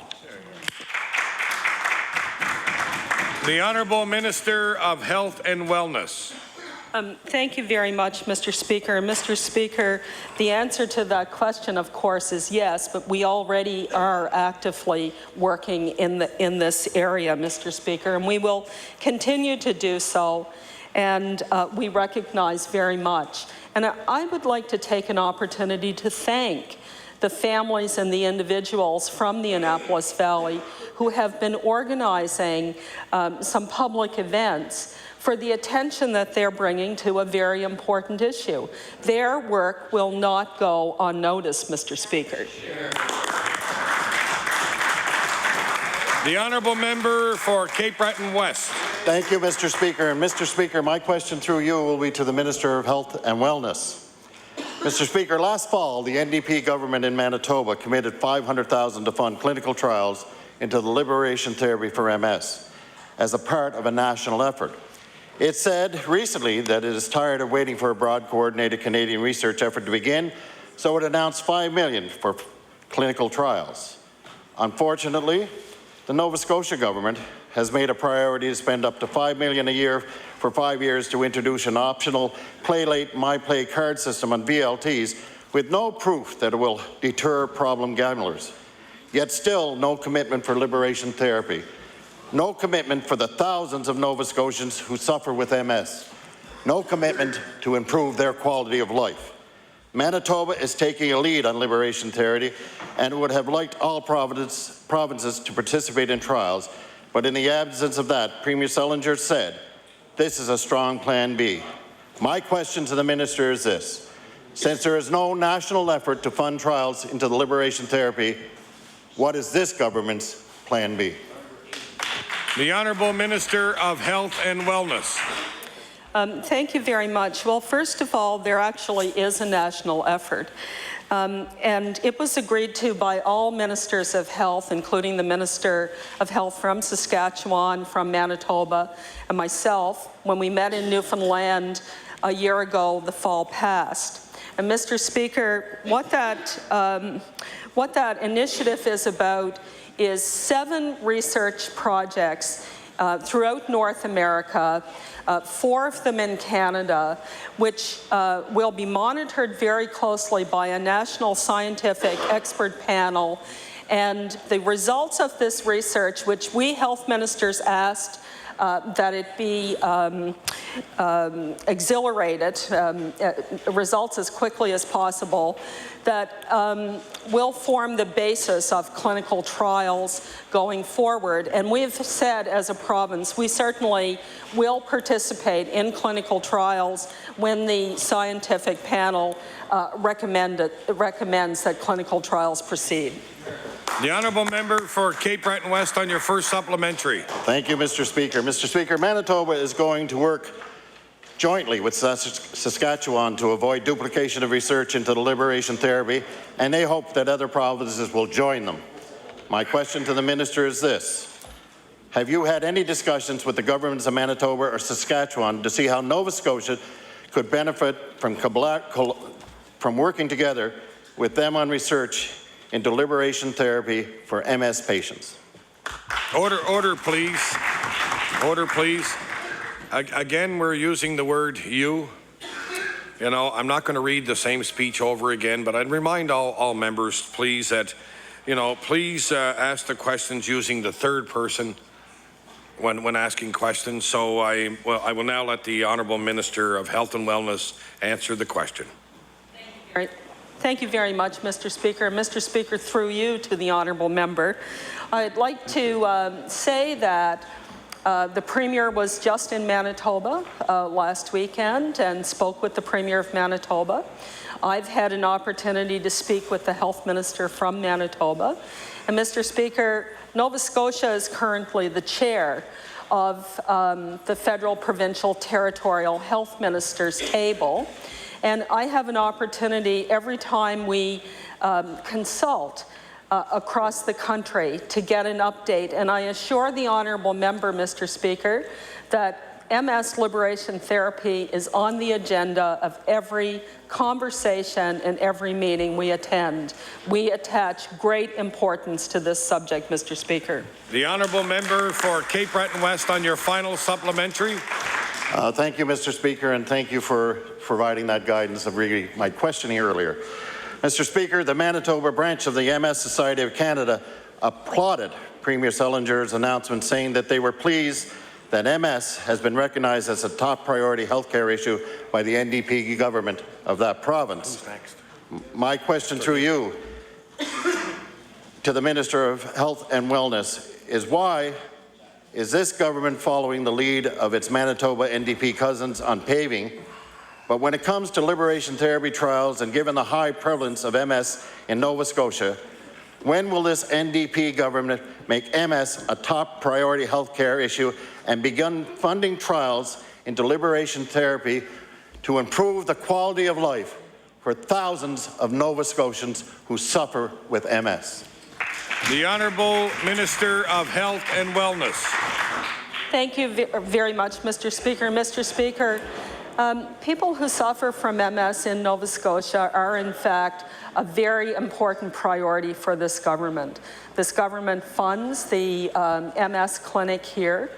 Mr. Speaker, I have had an opportunity to go and meet with the members of the MS community here in Metro, and we keep the lines of communication open. We will continue to work with that community, and we are fully prepared to participate in clinical trials once the scientific evidence supports that participation, Mr. Speaker.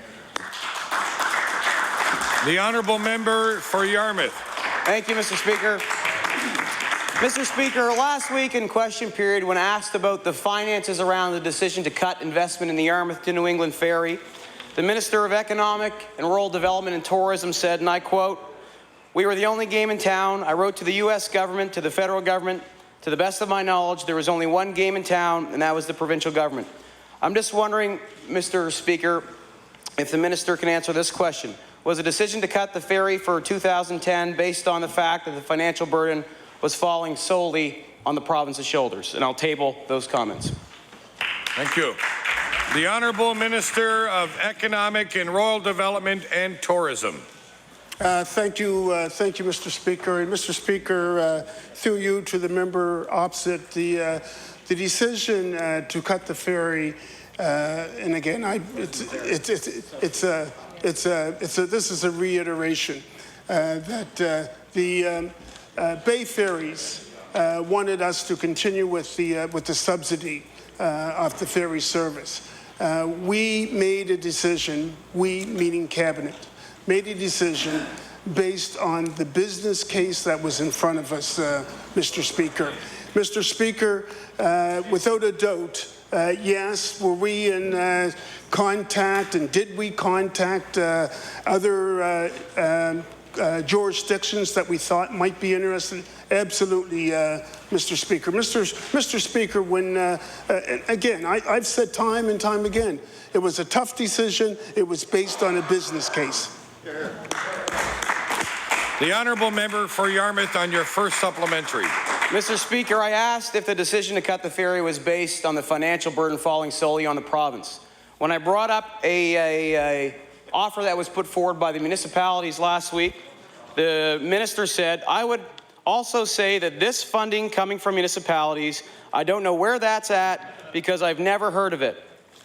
That's interesting, Mr. Speaker, because I have a letter here dated March 9th, 2010, addressed to the Mayor of Yarmouth, the Wardens of Argyll, Yarmouth and Clare, that states, "I appreciate the municipal offer to provide financial support for the 2010 CAT ferry service. Unfortunately, we believe it is now necessary to engage in substantive discussion on how to best proceed without the CAT. Signed sincerely, the Minister of Economic and Rural Development." Will the minister admit to this House today that the financial situation in its entirety was not considered when they made the decision to cut funding to the CAT ferry? The Honourable Minister of Economic and Rural Development and Tourism. Thank you, Mr. Speaker. Mr. Speaker, we had never received a proposal with figures in it concerning the subsidy. Mr. Speaker, we can be here for weeks going back and forth. He said, they said, we said. Mr. Speaker, the bottom line is a decision was made based on the business case. Decision that was made by Cabinet, and we thought long and hard about it, Mr. Speaker. The honourable member for Yarmouth on your final supplementary. It's disappointing that the minister resorts to rhetoric instead of the facts. Because if you look at the facts, it's not clear the financial situation wasn't totally considered by the province. They didn't consider the economic implications of that decision. And my question to the minister is, all we want him to do is admit that they made a mistake and help our community move forward with getting a ferry service. So my question to the minister is, will he admit that they made a mistake, that they didn't consider all the facts when they made a decision, and work immediately to address this issue and help Yarmouth secure a ferry service for 2012? Nice question.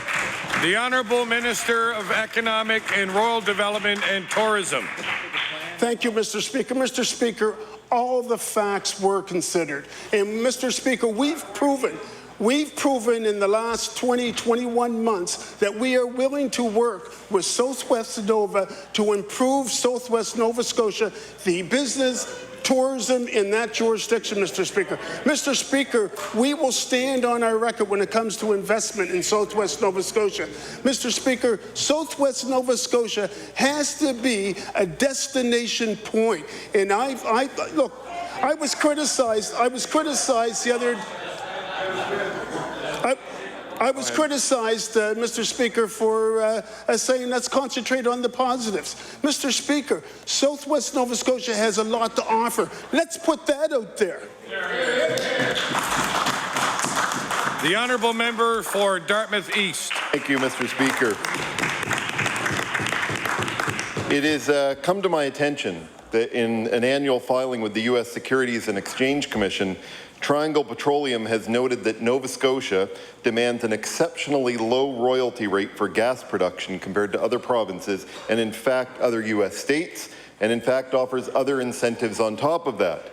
In fact, the royalty rate in Nova Scotia, the royalty rate that Nova Scotia has asked for onshore gas is 10%, compared to an average rate of over 17.5% and up to 36% in Alberta, and in Texas and Louisiana, 25 to 30%, and in New York, the legislated minimum royalty rate of 13%. In fact, Nova Scotia has, if not the lowest royalty rate, one of the lowest in North America.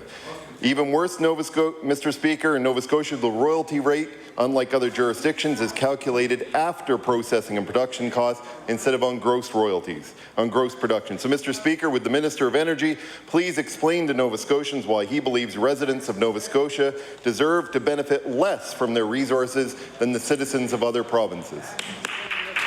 The Honourable Minister of Energy. Well, thank you, Mr. Speaker, and I thank the honourable member for the question.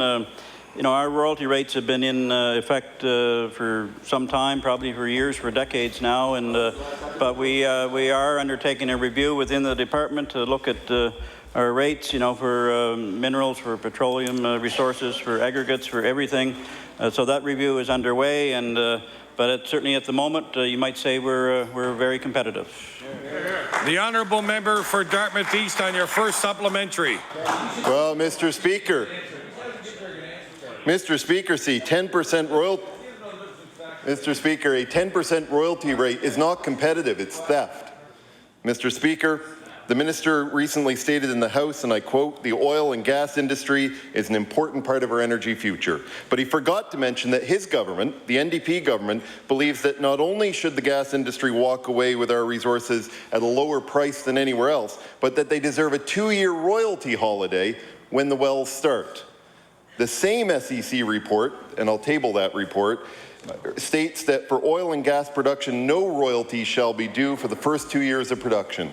So, Mr. Speaker, would the minister please explain why he and the NDP believe that gas exploration companies should have to pay no royalties for a resource that belongs to Nova Scotians for 2 years, in addition to the already very low royalty rate?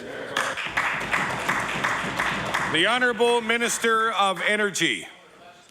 Thank you, Mr. Speaker. And as I mentioned already, our royalty rates are under review, and we'll soon have that report. But you know, we're always looking for new sources of revenue and to make life better for Nova Scotians. The honourable member for Dartmouth East on your final supplementary. Well, Mr. Speaker, the NDP certainly made life better for some people with million-dollar salaries in the oil and gas companies, but I don't know about local residents of Nova Scotia. You know, Mr. Speaker, in the last 20 months, the NDP has made life less affordable for Nova Scotia by hiking user fees, raising the HST, adding a tax to electricity. And while sticking it to everyday Nova Scotian families, we now find that the NDP has followed the path laid down by the previous Conservative government by continuing a corporate giveaway to the gas industry. So, Mr. Speaker, why is this minister and the NDP government supporting increased taxes and fees for Nova Scotia families while engaging in an enormous corporate giveaway? The Honourable Minister of Energy. Thank you, Mr. Speaker. As I said, our royalty structure is under full review, and we'll be getting that report shortly. And we're working hard to make life better for Nova Scotians, and there are better days ahead. And we'll be doing things like reducing the HST on energy and other good programs for Nova Scotians. The honourable member for Victoria the Lakes. Thank you, Mr. Speaker. Mr. Speaker, my question through you is for the Minister of Labour and Advanced Education. Mr. Speaker, this NDP government announced a debt cap for Nova Scotia students who attend Nova Scotia universities. But also it's going to use Nova Scotia taxpayers' dollars to forgive debt of Nova Scotians who are educated in institutions in other provinces with no plan to bring those students back. So, Mr. Speaker, my question through you to the Minister is, why is this government cutting funding to Nova Scotia universities but yet investing Nova Scotia taxpayers' dollars in universities in other provinces and countries, and what's being done to bring these students back? The Honourable Minister of Labour and Advanced Education. Thank you, Mr. Speaker. I think most Nova Scotian families would be very pleased to understand that the Nova Scotia government is supporting their students, whether they've been able to get their programs here in Nova Scotia or in other institutions across Canada. And certainly, I think our track record in encouraging young people to return home, to raise their families, to start businesses, and to live here and be fully engaged in Nova Scotian communities, this track record is well known, and we'll continue to encourage them to come back after their studies. Thank you. The honourable member for Victoria Lakes on your first supplementary. Thank you very much, Mr. Speaker. My question is going to be a direct one to the Minister then. In order to be eligible for the program, do students have to complete the undergraduate program in a certain amount of time? And is the student debt forgiveness program tied to a retention program? So I guess it's two questions in one, Mr. Speaker. Boner Features Day. The Honourable Minister of Labour and Advanced Education. Well, Mr. Speaker, on the broader issue, we're really pleased to be able to support Nova Scotian students. We have the graduate retention rebate that more and more people are taking advantage of. This encourages people to stay in our province, whether they've graduated from community college or from university. And we also have a number of other incentives to encourage people to move back to our province. So I'd be very pleased to sit down with the member at any time and go over the details of some of this. Thank you. The honourable member for Victoria Lakes on your final supplementary. Thank you, Mr. Speaker. My final supplementary to the Minister. Upon graduation, many students are faced with the challenges of finding meaningful work. And the Minister has referenced incentives that are available now. I guess my question would be to the Minister as Minister of Labour, is what will be done to encourage businesses to hire new graduates in Nova Scotia? The Honourable Minister of Labour and Advanced Education. Thank you, Mr. Speaker. More and more sectors of our business community are realizing that the challenge for them is to fill the skilled jobs that whose openings are coming up because of retirements and big project demands from other parts of Canada. And so more and more employers and their sectors, industry sectors, are working with government to develop strategies to both upskill their current workforce, incentives to encourage Nova Scotians from other parts of who are working in other parts of Canada to return home. It's very promising in terms of a number of the projects that are going to be happening in Nova Scotia. We have a number of job openings, and we're going to make sure that we have trained, skilled workforce to fill those job openings. Thank you. The honourable member for Bedford Birch Cove. Mr. Speaker, recently CBC News reported that NSCC is being forced to consider a tuition hike because of rising costs. A tuition hike would affect approximately 28,000 students who attend NSCC campuses across the province. My question, has the Minister of Advanced Education and Labour received any communication from NSCC regarding tuition increases? The Honourable Minister of Labour and Advanced Education. Thank you, Mr. Speaker. Certainly I am aware, my department is aware, that the Board of Governors and officials at the Nova Scotia Community College are in the final stages of a very careful analysis of both their long-term plans and their budget. They fully understand that they're part of the government's initiative to live within our means, and they also recognize the significance that government places on the community college's mandate to meet both labour needs and the economic needs of this province. So we are expecting to get details about their recommendations in terms of budget decisions within the near future, and government will be prepared to look at those very seriously. Thank you. The Honourable Member for Bedford Perch Cove on your first supplementary. Mr. Speaker, I would ask the Minister to table those communications between NSCC and the department so we can know what they are. Mr. Speaker, NSCC is facing a $5.7 million shortfall due to rising costs. As reported on CBC, Michelle Lang, NSCC Vice President of Advancement, said that money accounts for wage increases and cost of living increases. The NDP indicated the NDP negotiated the college teacher's contract, but they won't provide additional funding to cover those increases. Can the Minister please tell this House how much the wage increases and other benefit increases the NDP negotiated will cost NSCC this year? The Honourable Minister of Labour and Advanced Education. I don't have those details. Certainly I'd be prepared to present that information during budget estimates. But I do know that the procedure is that once their recommendations are in place, the Board of Governors and senior officials will bring those to government, especially around, for example, any possibility of tuition increase. And I know that the government is very committed to keeping community college tuition as affordable as university tuition, and certainly we would not be in a position or would not want to grant any increases beyond the 3% cap that we also provided to protect tuition for university students.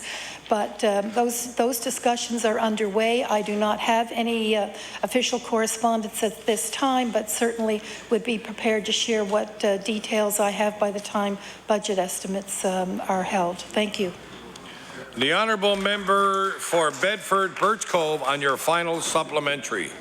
Mr. Speaker, the NDP have saddled NSCC with additional costs and won't make up the difference. And Mr. Speaker, that amounts to a cut. Mr. Speaker, I'm wondering, why is the minister refusing to cover wage increases her government agreed to? The Honourable Minister of Labour and Advanced Education.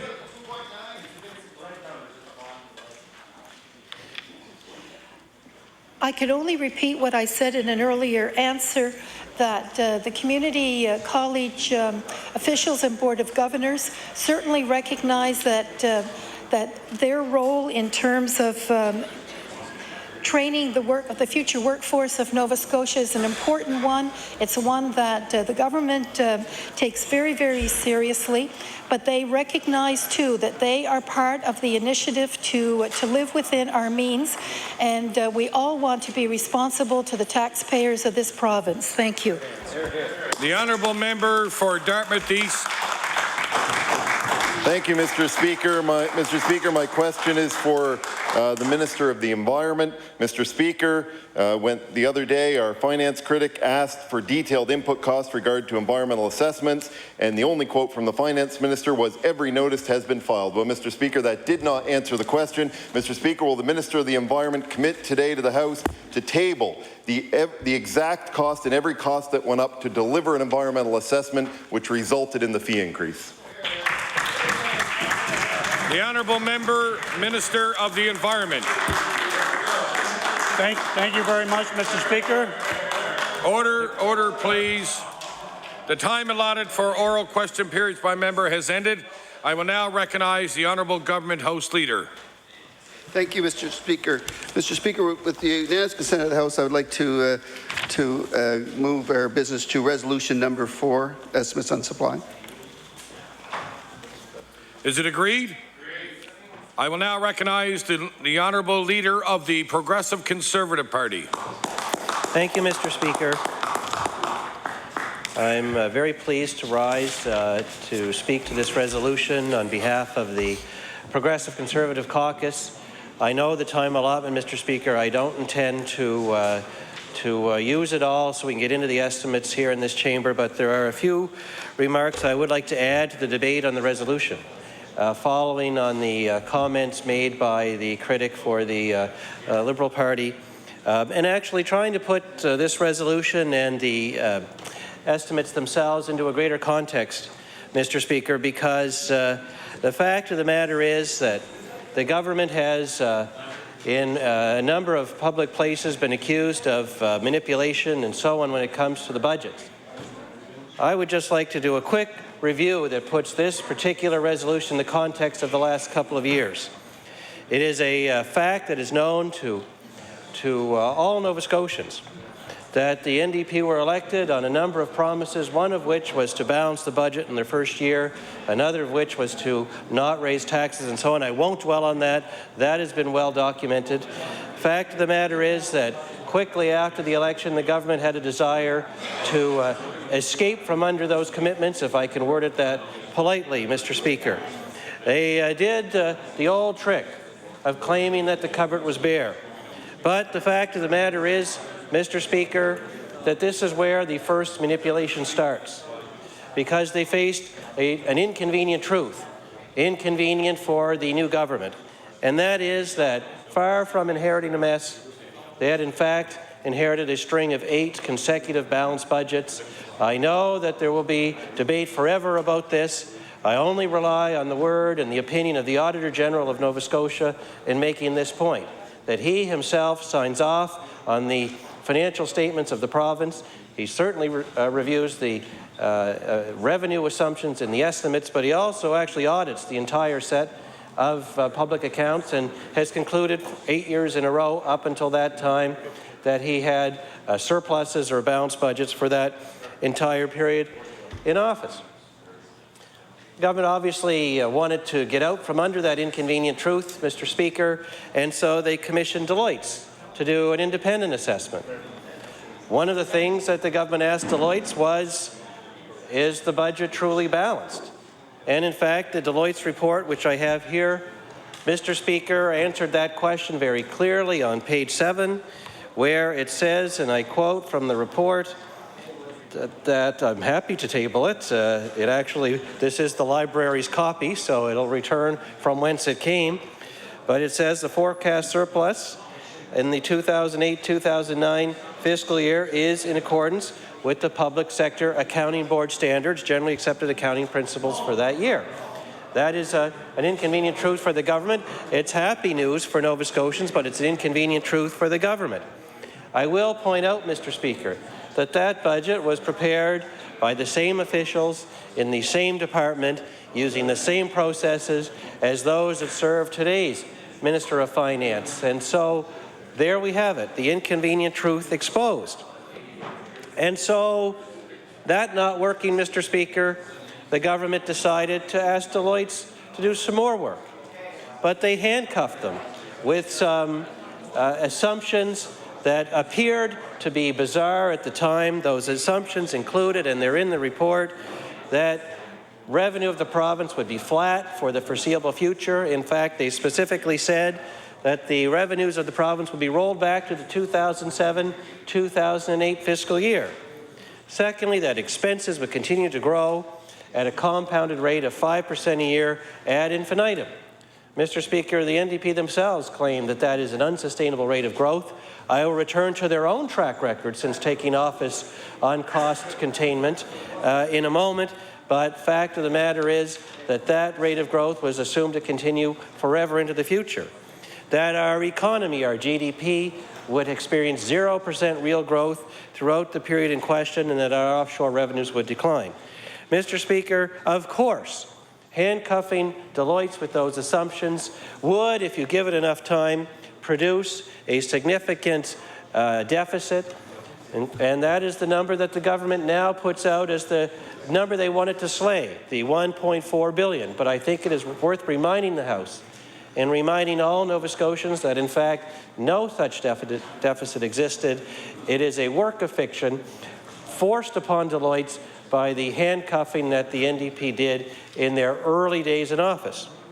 This is the equivalent, Mr. Speaker, of asking, if I take this car and I steer it towards a ditch and I do nothing but drive in that direction, will I, in fact, at some point drive into the ditch? And the answer, of course, is yes, you will. And that is all that Deloitte's report says. Mr. Speaker, some will say it's a real deficit, some will say it's a structural deficit. One thing I know, it is not a real deficit because the Auditor General cannot audit it, because it did not exist in fact. This is the first manipulation that Nova Scotians have experienced. Now, at the time, people were not too focused on this because there was some hope that the reason for this fiction was that the NDP would be serious about managing the books of the province in a financially responsible manner, in about rolling back that compounded unsustainable rate in our spending growth,